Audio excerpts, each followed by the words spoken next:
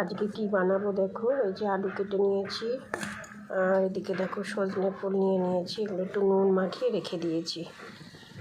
আর নিয়ে নিয়েছি আদা, জিরে, কাঁচা লঙ্কা, টমেটো কুচি, আর নিয়ে নিয়েছি চিংড়ি মাছ। আর দেখো ফোড়নে দিয়ে দেবো তেজপাতা, শুকনো লঙ্কা, গোটা জিরে।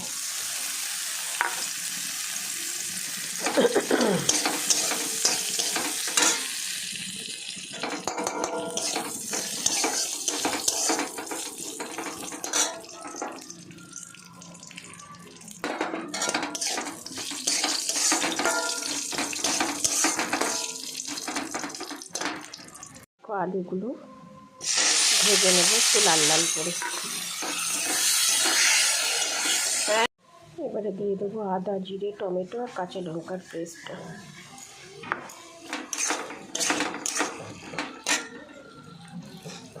এবারে দিয়ে দিচ্ছি দেখো নুন আর হলুদ, অল্প করে দিলাম কেন ওদিকে আলুতেও নুন মাখানো ছিল আর হচ্ছে এই যে সজনে ফুলেও নুন মাখানো আছে, এর জন্য অল্প নুন দিলাম।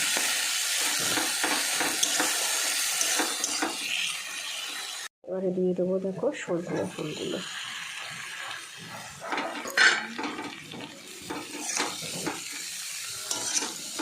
একটা মোচা ঘন্টর মতন লাগে অনেকটা।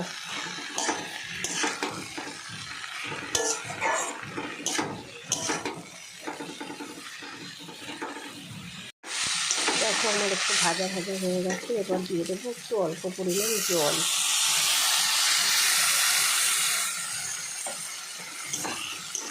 বেশি দিলাম না, অল্প একটু দিলাম, যেহেতু সব সিদ্ধ হয়ে গেছে আলু, এটা পুরো মোচা ঘন্টর মতোই হবে।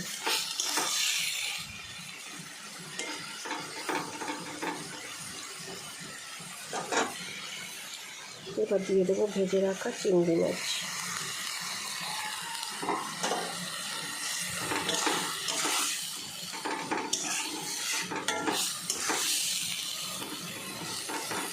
এবার দিয়ে দেবো একটু চিনি, যে যেমন চিনি খাও সে তেমন দেবে।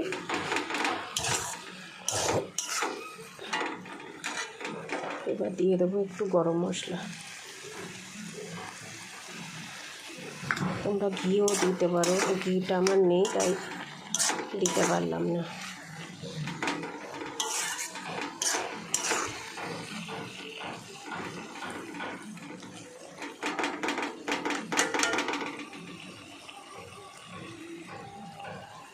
চিংড়ি মাছ দিয়ে সজনে ফুলের ঘন্টটা রান্নাটা পুরোটাই দেখালাম তোমাদের, তা কেমন হয়েছে অবশ্যই জানিও বন্ধুরা। আর তোমরাও এটা এইভাবে করে খেতে পারো, আশা করি ভালো লাগবে। তা কেমন হয়েছে অবশ্যই জানিও। তা আজকের মতন বাই, টাটা, সবাই ভালো থেকো, সুস্থ।